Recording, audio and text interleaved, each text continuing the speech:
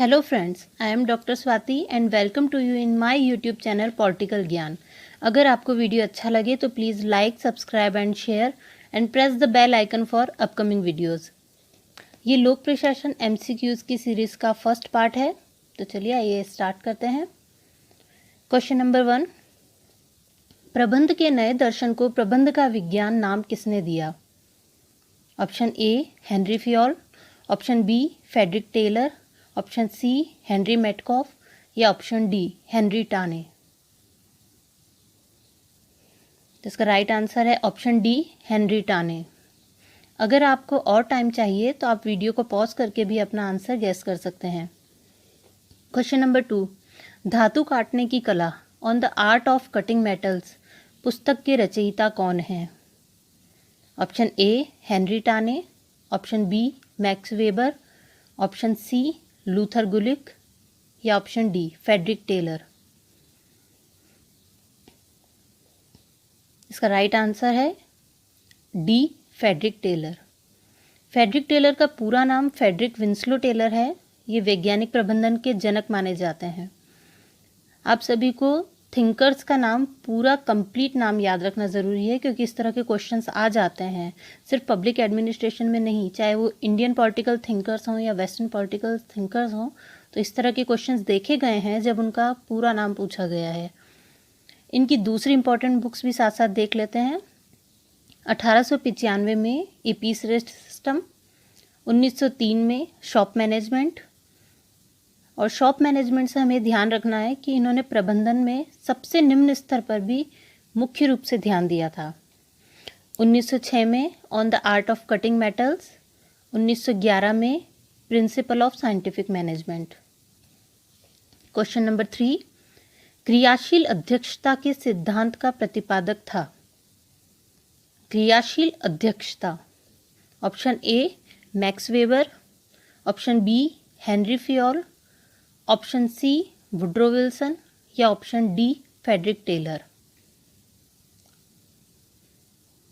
देखिए, हम साथ साथ बाकी ऑप्शंस को भी देखते रहते हैं ताकि हम लोगों का रिवीजन भी हो जाएगा। मैक्स वेबर किससे जुड़े हुए थे? मैक्स वेबर नौकरशाही के सिद्धांत से जुड़े थे। और हेनरी फ्योल शास्त्रीय विचारधारा से जुड़े हुए थे। वुड्रो विल्सन तुलनात्मक लोक प्रशासन के दृष्टिकोण को सर्वप्रथम विल्सन के लेख द स्टडी ऑफ एडमिनिस्ट्रेशन से ही माना जाता है। तो आप ये बुक जरूर ध्यान रखिएगा, the study of administration. Question number 4, समन्वय न कि संघर्ष निम्नलिखित में से किसका सिद्धांत है? ऑप्शन ए मानव संबंध विचारधारा, ऑप्शन बी वैज्ञानिक प्रबंध विचारधारा, ऑप्शन सी व्यवहारवादी विचारधारा, ऑप्शन डी व्यवस्थावादी उपागम। तो देखिए, मानव संबंध विचारधारा से कौन जुड़े हुए हैं? Elton Mayo. और वैज्ञानिक प्रबंध विचारधारा से सबको पता है इसका आंसर, फ्रेडरिक टेलर। और व्यवहारवादी विचारधारा से चेस्टर बर्नार्ड और क्रिस आर्गिस जैसे विचारक जुड़े हुए हैं। और साइमन बर्नार्ड और चर्चमैन जैसे थिंकर्स व्यवस्थावादी उपागम के साथ हैं। तो इसका राइट आंसर है बी वैज्ञानिक प्रबंध विचारधारा, क्योंकि वैज्ञानिक प्रबंध विचारधारा में ही टेलर ने प्रबंधक व कामगारों के मध्य कार्य के समान वितरण की बात की है और कामगारों व प्रबंधन के मध्य आपसी सहयोग की बात की है। उन्होंने प्रबंधक के दायित्व भी बताए हैं, जिसमें उन्होंने कहा है कि प्रबंधक का यह दायित्व है कि वह कर्मचारियों के साथ पूर्ण सहयोग करे। क्वेश्चन नंबर 5, निम्नलिखित में से कौन सा देश संरक्षक नौकरशाही के लिए प्रसिद्ध है? Option A England, option B Bharat, option C America या ऑप्शन डी फ्रांस। तो इसका राइट आंसर है ऑप्शन सी अमेरिका। संरक्षक नौकरशाही से मतलब है कि नौकरशाही सत्ताधारी दल के प्रति प्रतिबद्धता का पालन करती है, यानी कि वो राजनीतिक नेतृत्व को इम्पोर्टेंस देती है। इसे लूट प्रणाली भी कहते हैं। तो अगर लूट प्रणाली के नाम से भी क्वेश्चन आता है तो आपको संरक्षक नौकरशाही को ही टिक करना है। नौकरशाही के सारे ही टाइप बहुत इंपॉर्टेंट है और इनसे रिपीटेडली घुमा फिरा के क्वेश्चंस आते हैं, तो आप इस टॉपिक को बहुत अच्छे से तैयार करिएगा। क्वेश्चन नंबर 6, प्लेटो की रिपब्लिक में किस प्रकार की नौकरशाही के संकेत मिलते हैं? ए अभिभावक नौकरशाही, बी जातीय नौकरशाही, सी संरक्षक नौकरशाही या डी इनमें से कोई नहीं। तो इसका राइट आंसर है आंसर ए अभिभावक नौकरशाही।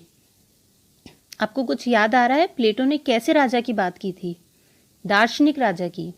ऐसी नौकरशाही जो स्वयं को लोकहित का रक्षक मानती है, स्वयं को राज्य के हित को समर्पित कर देती है, यानी स्वयं को अभिभावक मान के चलती है, इसे ही अभिभावक नौकरशाही कहती है। और प्लेटो ने ऐसे ही दार्शनिक राजा की बात की थी।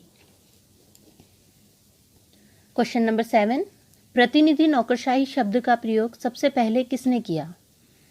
Option A Karl Marx, option B Donald J Kingsley, option C Max Weber या ऑप्शन डी मार्टिन मार्क्स। तो इसका राइट आंसर है option B Donald J Kingsley. ध्यान दीजिएगा, यहाँ प्रतिनिधि नौकरशाही की बात हो रही है, और अगर पूछा जाता है कि नौकरशाही शब्द का प्रयोग सबसे पहले किसने किया था, तो उसका आंसर होगा डी गौड़ ने। क्वेश्चन नंबर 8, नौकरशाही को नवीन निरंकुशता किसने कहा है? Option A Lord Hayward, option B Laski, option C Karl Marx या ऑप्शन डी जे.एस. मिल। तो इसका राइट आंसर है option A Lord Hayward. Question number 9, नौकरशाही का कौन सा प्रकार प्रशासनिक मामलों में तार्किकता को महत्व देता है? ऑप्शन ए जातीय नौकरशाही, ऑप्शन बी योग्यता आधारित नौकरशाही, ऑप्शन सी अभिभावक नौकरशाही या डी संरक्षण नौकरशाही। तो इसका राइट आंसर है ऑप्शन बी योग्यता नौकरशाही।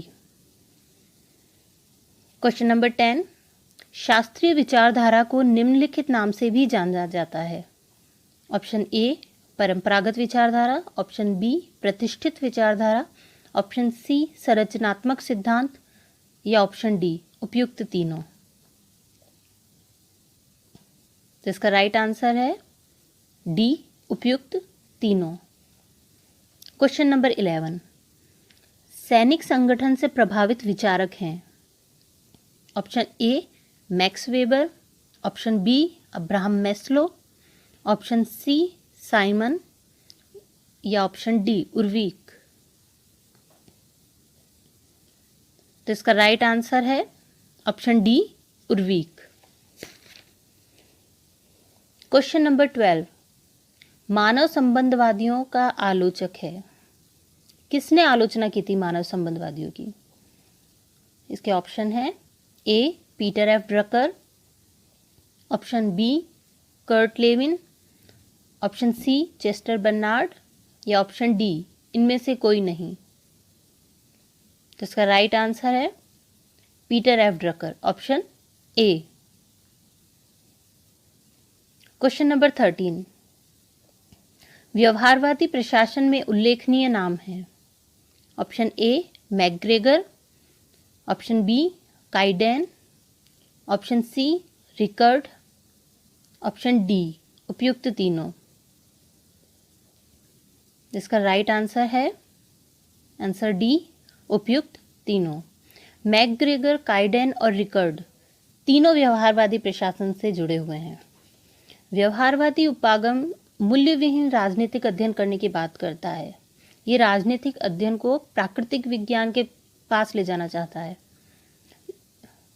व्यवहारवादी उपागम सेकेंड वर्ल्ड वॉर के बाद अमेरिकी विद्वानों द्वारा विकसित किया गया था, और इसी व्यवहारवाद की आलोचना के स्वरूप उत्तर व्यवहारवाद आया था, जिसने कहा था कि मूल्य विहीन राजनीति संभव नहीं है। चलिए नेक्स्ट क्वेश्चन, क्वेश्चन नंबर 14, सामान्य व्यवस्था सिद्धांत का प्रारंभिक विवेचन करने वाला विद्वान है। सामान्य व्यवस्था सिद्धांत, इसके ऑप्शन है option A David Easton, option B von Bertalanffy, option C Herbert Simon या ऑप्शन डी लूथर गुलिक।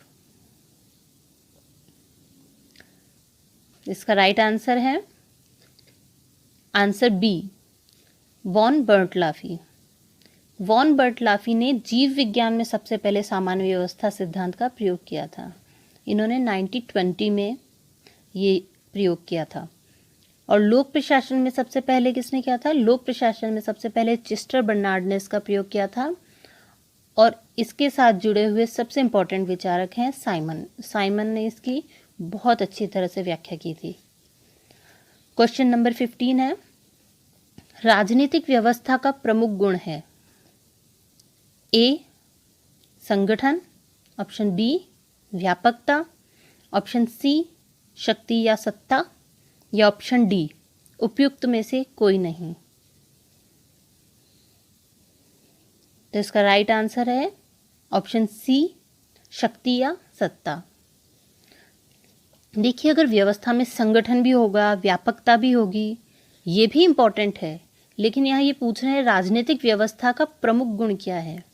तो अगर व्यवस्था में संगठन भी है, व्यापकता भी है, लेकिन अगर उनके ऊपर कोई सत्ता नहीं है जो उनको केंद्रीकृत करके रखती है, एकीकृत करके रखती है, अनुशासन बना के रखती है, तो वो राजनीतिक व्यवस्था ज़्यादा टाइम तक चल नहीं सकती है। उसमें समन्वय व नियंत्रण का अभाव रहेगा। ठीक है, आज के वीडियो में बस इतने ही क्वेश्चन हैं। बाकी के क्वेश्चन इसके सेकंड पार्ट में सॉल्व करेंगे, वरना ये वीडियो बहुत लंबा हो जाता। तो अगर आपको वीडियो अच्छा लगा हो तो आप इसका सेकंड पार्ट भी देखिएगा। Thanks for watching.